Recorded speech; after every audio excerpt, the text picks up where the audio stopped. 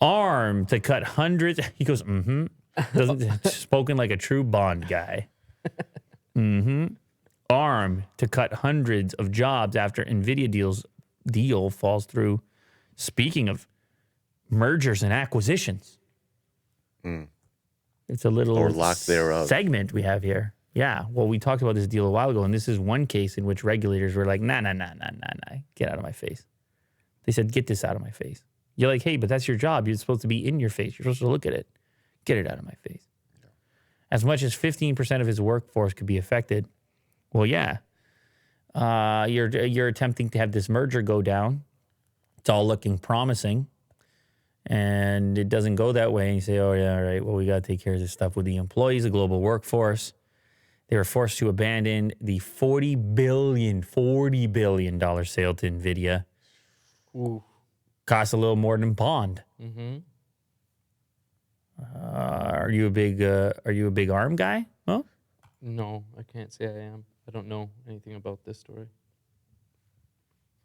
Sorry, guys.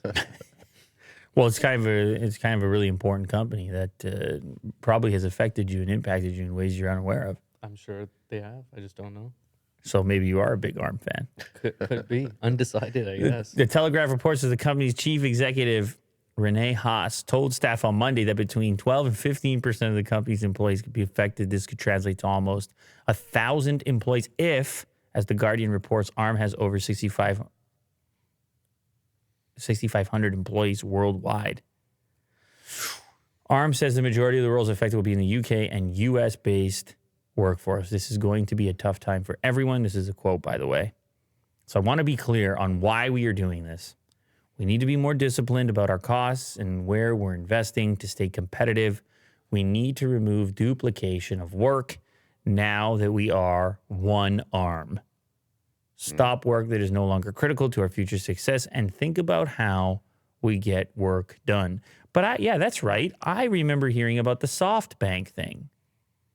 Oh, right, because SoftBank, ARM is under SoftBank right now, and they were going to sell it to NVIDIA. That's right. They were trying to put it up for sale.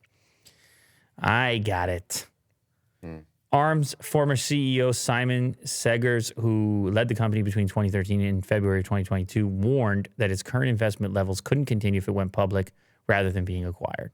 ARM had sought to double its workforce after being bought by SoftBank, according to the Telegraph. Yeah.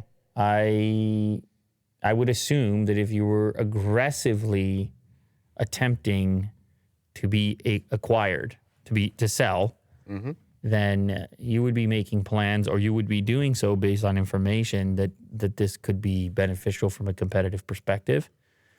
And once it falls through, you got to make different plans, and maybe you have to be trying to find efficiencies instead.